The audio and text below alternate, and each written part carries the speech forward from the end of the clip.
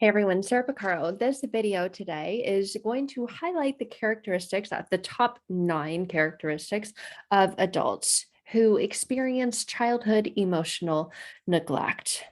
And then also at the very end, we're going to talk about the top 3 things that people will tell you to do to overcome it and why those don't work. So remember, if you like this video, to subscribe, share, comment below. And if you are looking for healing in this area, if you have experienced these things in the past or currently still are today and are looking for an incredibly powerful, fast, and fun way to completely change your life, then let's connect. But let's get into it. So the top 9 ways that childhood emotional neglect impacts adults today.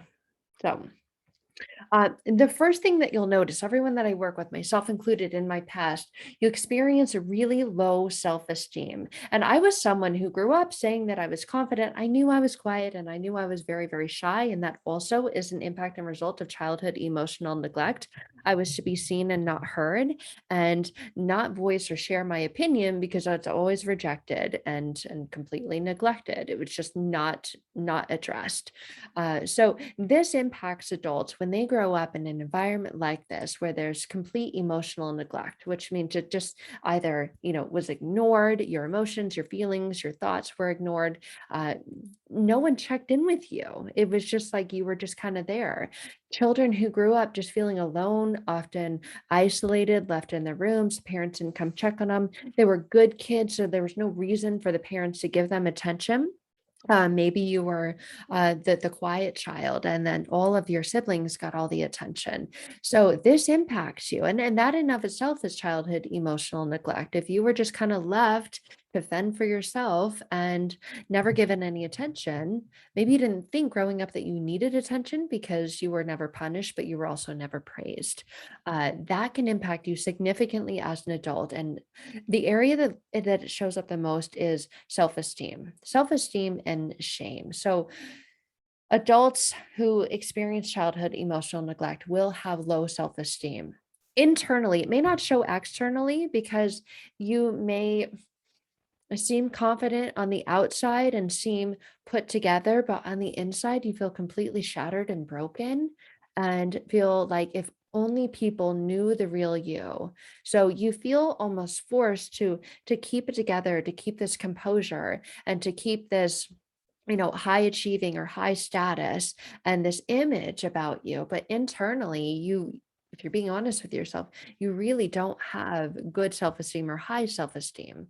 Uh, your parents perhaps didn't teach you the life lessons that you needed in order to cope with life, especially with you know, getting talked down to maybe by a boss. Maybe your parents didn't talk down to you because you were just quiet and good. And so you weren't taught the lessons that you needed to learn in order to cope with life. So now you're appearing to cope with life externally, but internally you feel completely broken because you don't feel that you are able to cope with life because you were never taught how to and kind of had to try and figure it out on your own. And the way that you were left to figure it out on your own isn't working for you anymore. Maybe you're still stuck with negative coping strategies or protective mechanisms that worked for you when you were a child, but now you're an adult and you've got different problems. You've got adult problems, not childhood problems anymore, but those childhood problems were never healed. They're still in you and unhealed, and they're impacting every area of your adult life, particularly when it comes to believing in yourself, your self-esteem, and carrying the shame. If you grew up in an environment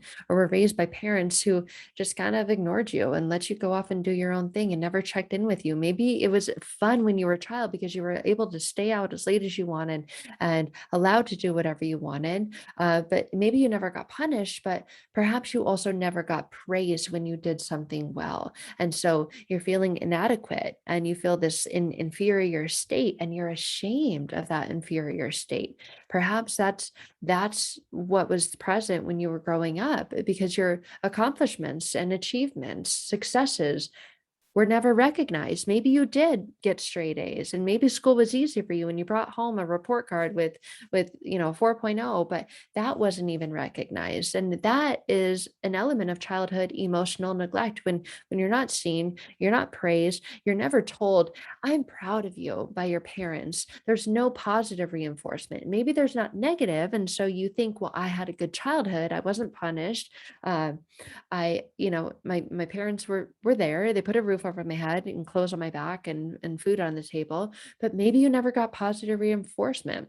And without positive reinforcement, you're kind of lost and you're wondering, where do I fit in? And your self-esteem is impacted by that. It suffers from that. And maybe your self-esteem now today is struggling because you never feel like you were even good enough or worthy enough or deserving enough to receive any kind of praise. So, this can significantly impact your self esteem, your self worth, and it can lead to poor self care and self neglect. As an adult, maybe you don't even care to exercise or eat healthy or get dressed or do your hair or whatever. Now you just don't care anymore. Because if you grew up in an environment or in a household where your parents didn't even care enough to say, I love you, I'm proud of you, I see you, you are doing well. I just I boast about you all the time. I tell everyone, the people where you're, I just love you. I just love you because you are you. Them, you didn't get that. And you felt like your parents didn't even care enough about you to give you that. As an adult, you maybe don't care today. And because of that, maybe you're really, really hard on yourself. So people who had an emotionally neglectful childhood, they often feel angry and they feel disappointed in themselves. They feel like they're just a major letdown to the world. They feel hopeless. They judge themselves so harshly and so critically. They judge themselves harder than anyone else would judge them. And they hold themselves to such high standards, almost impossible to achieve standards, especially when it comes to being in social situations. If you're an adult now and you experience emotional neglect as a child and you're in social situations now, you feel like when the words leave your mouth, you're so stupid, you're so dumb, and you think to yourself, gosh, why did I say that? That was so awkward. That was so weird. Why did I do that?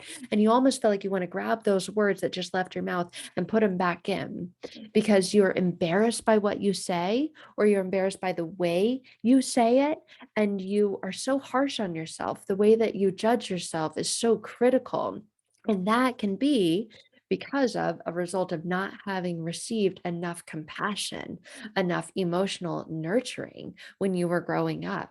So you have really low self esteem. You carry around a lot of baggage, a lot of heaviness, a lot of shame, a lot of guilt because of this experience. So you're often feeling inferior. You're feeling like you lack belonging. You don't feel like you belong anywhere. So people who grew up in environments of emotional neglect or victims of it, you feel like you don't belong anywhere.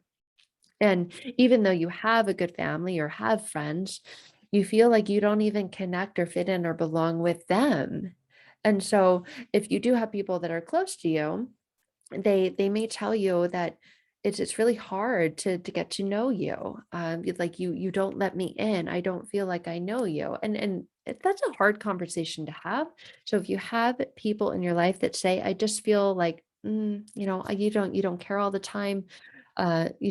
You're okay with whatever. It's because you you feel like you lack belonging, you lack connection, and you oftentimes internally feel like you just want to be left alone.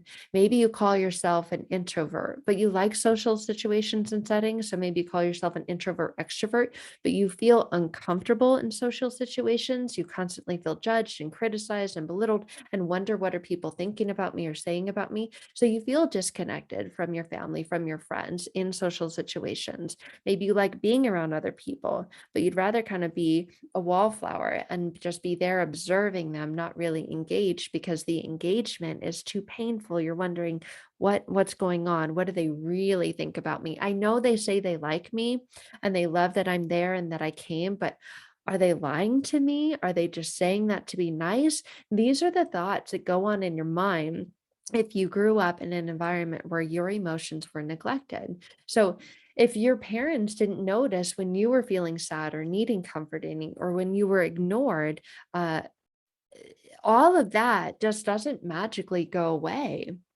As a child, you begin to feel that you're unimportant or that you don't fit in or that you don't belong or that what you do is wrong. It's just that no one's saying anything. Or perhaps you are ridiculed and you are put down. Maybe that's a part of it as well. And if that's the case, then you may be afraid to put yourself out there, afraid to express yourself or your true thoughts, your true feelings. You say what you think other people want to hear because you're afraid of getting put down and punished. And so you just push it down inside of you. You suppress your emotions and then they bottle up and you build this emotional wall around yourself, almost like an emotional shield to protect yourself from getting hurt. And you do that by just keeping quiet, not saying anything, and by internalizing and trying to interpret what you think they really meant when you're out around friends or family, or even at work as well. So you tend to feel as an adult who grew up in an emotionally neglectful environment, you feel more comfortable with animals rather than with people because animals are so much better at giving unconditional love. They just love you because they love you. There are no conditions. There are no, I love you if you say this, or I love you if you do this. So you may notice that as well, that you feel much closer and much more connected to animals rather than people. Uh, Even if it appears that you're outgoing and you're the life of the party and fun to be around and so easy to get along with, that's because you're putting on this mask or this air or this front that that's who you are. But internally, you may feel like you're completely different and dying inside. Um, Another characteristic of adults who have experienced childhood emotional neglect is they grow up and they can often become very successful and very independent, and then they boast about it. They're very, very proud of it. It's something called ultra independence. So you boast about not needing anyone and not needing to rely or depend on anyone else, and as a result you find it really hard to let people in or to put yourself out there or to ask for help, and you have trouble trusting other people. This is one of the number one indicators with everyone I work with. They have a really difficult time trusting other people because their past experiences have taught them that people are unreliable and will probably let them down and probably not meet their expectations or their needs. So they just say, you know what? And they live with this mantra, if you want something done right, you do it yourself. And and it's not that they want to do it themselves, is that they don't trust other people. They feel like other people are reliable because they have been untrustworthy and were reliable in the past in their upbringing, especially in the realm of their emotions and needs being met. So, another characteristic is you, as an adult who experience CEN, may feel that you have not met, accomplished, or achieved your goals in life. So this happens because you're always feeling like there's something wrong with you and you struggle with self-discipline. Maybe you have this great idea or maybe a New Year's resolution and you say, this is the year, this is it, this is the moment. And you go and you sign up at the gym. I'm going to exercise and get a personal trainer and this diet plan, and we're going to lose weight. I'm going to get healthy. But then you fall off and you do that in every area of your life. You do that with so many projects. So you maybe start a new career or you start a new hobby or you have a new goal in mind, but you struggle with self-discipline. You struggle with keeping yourself regimented, motivated. And it's all because it becomes very, very difficult to recognize your needs and make a structured, organized plan for your present, your future, and then stick to it without the kind of like falling off the boat.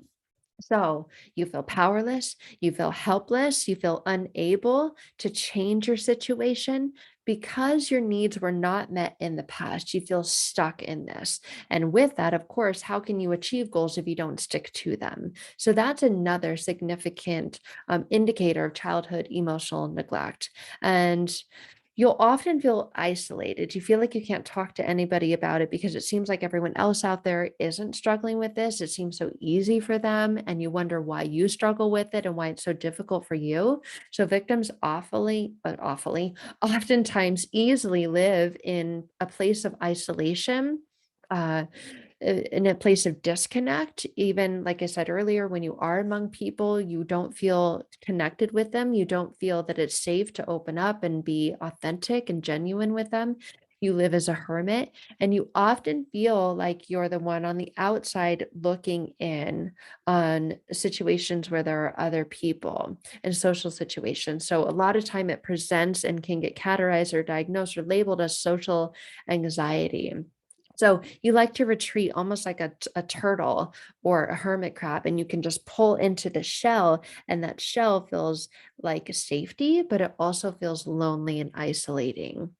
Another characteristics is you feel extremely out of touch with your feelings. You have a really, really difficult time identifying your emotions. So you often feel irritable, you often feel unhappy without any real clear reason, and you have a really difficult time calming yourself down when you are upset, and it leads to just the explosion, anger, violence, taking it out on your kids. Maybe you get so crazy, you throw things, break things, and you just seem like you don't understand why, because it doesn't match what's actually happened. Maybe your kid didn't clean up your room and you're just taking this, I said, and you're just smashing or breaking things or yelling, and it just doesn't seem to match. I mean, kids don't clean their rooms, right? But when your reaction is just explosive and you don't understand why, it can be because of the emotional neglect that you experience in your past and your upbringing. If you're unable, like if someone says, "Tell me all the great things about you." Well, what's great about you? And you're unable to list your strengths, and you're unable to even identify your weaknesses, maybe those are a lot easier for you to identify, but it's really hard for you to say anything that you really truly feel is good about you or that is a strength of yours, because you feel empty inside. You feel like there's nothing to you.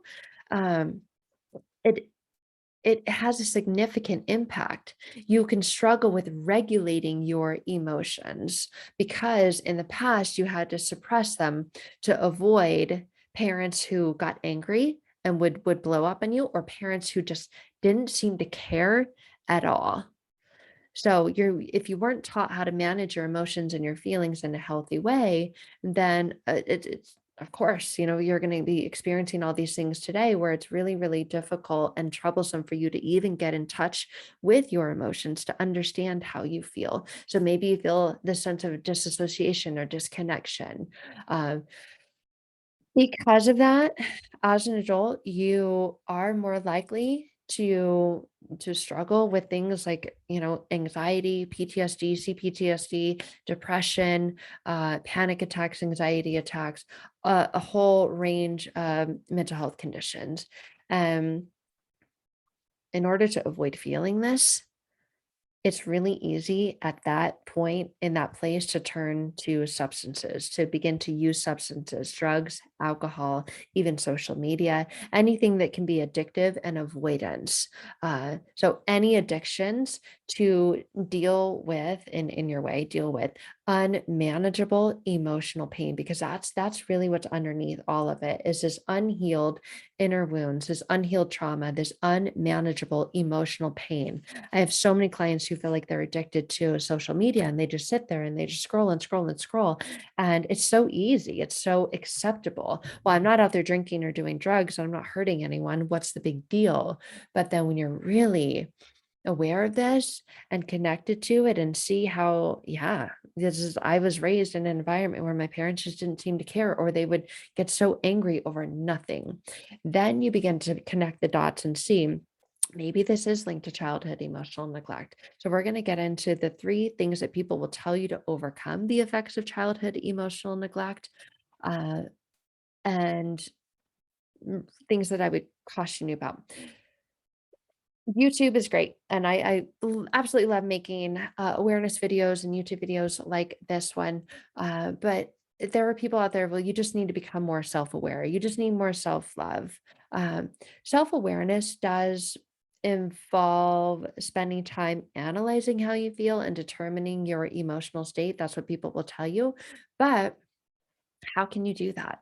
if you're in this space, right? So hopefully, if you are, you've come across a video like this and maybe perhaps reach out to see if we would be a good fit to work together to help you move through this very easily and very quickly. But other times people will tell you, well, just exercise, just go for a walk, just meditate, just journal, just read. And sometimes you do those things and they have you feel better for a time, for a short amount of time, but then you still feel like you just hit this wall and there's more in there that needs to get out and you don't know how to get it out, but you see that it's impacting all areas of your life, your physical health, your mental health, your relationships, your inability to sleep. Perhaps you can't sleep at night. Perhaps you just have no drive or no ambition at all. So you're stuck in a dead end job. And like I said earlier, you're not achieving your dreams or even doing anything to take action to move towards accomplishing those.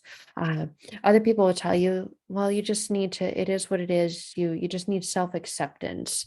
Well, is that really what you want to accept, that you're going to live your life like that?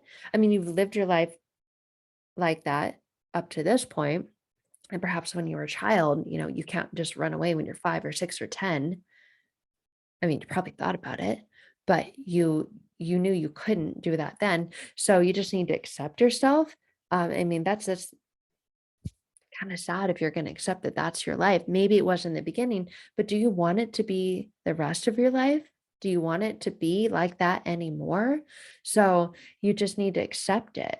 Well, that's kind of cop out. I mean, I think you need to be aware of it. And there is an element of self acceptance that you can't go back and change the past, but you can change the future only if you take action and you do something. It's not going to change if you don't, but just accepting it. And I say that to just mean like, well, don't just like, whatever, right? And continue to let this happen.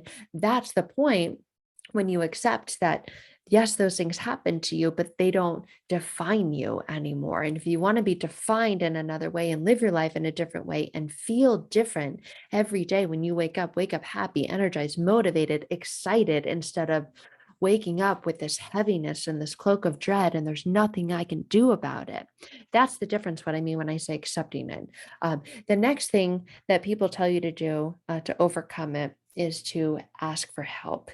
And here's where I say sometimes this doesn't work, because sometimes people have asked for help and then they've gone to a place or gone through a program or gone to see someone who made them feel worse, and they don't want to feel worse anymore. You don't want to feel worse anymore. And you feel like asking for help is just throwing in the towel and saying, there's something wrong with me. I'm broken. I need to be fixed. And that's absolutely so far from the truth.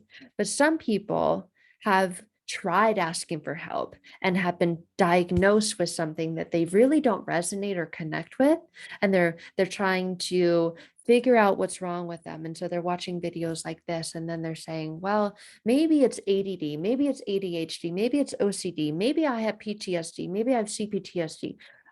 Maybe it's this, maybe it's that, maybe I'm BPD, all of these acronyms. And you're sick and tired of wasting time, wasting energy, wasting money trying to go see someone just to get another label or another prescription put in your face and slapped on you. And maybe you have gone down that road before, and perhaps the medications and diagnosis that you received didn't resonate, didn't land, and you tried those routes and it didn't quite work. It didn't fix it. It didn't make it go away, and it didn't make it better. Maybe it made it worse because of the side effects of I worked with so many people who are prescribed medications and it just made it worse. I mean, if you read a list of the side effects and a lot of that stuff, it's really, really dangerous. And it is something that maybe you don't want to be on the rest of your life, and you want more of holistic approach. You want to get to the root cause of it, and you don't want to have to be dependent on another substance the rest of your life. And I'm not saying that there's not a place for those. So please don't take this the wrong way.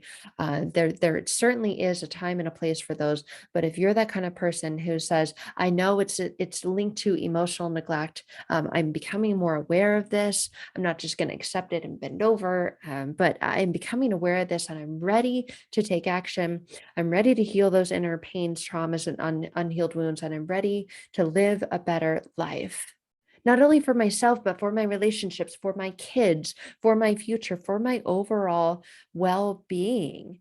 And maybe you're on this self-help journey and you're going, what can I do? I've tried different things and I don't know what to do or where to go now.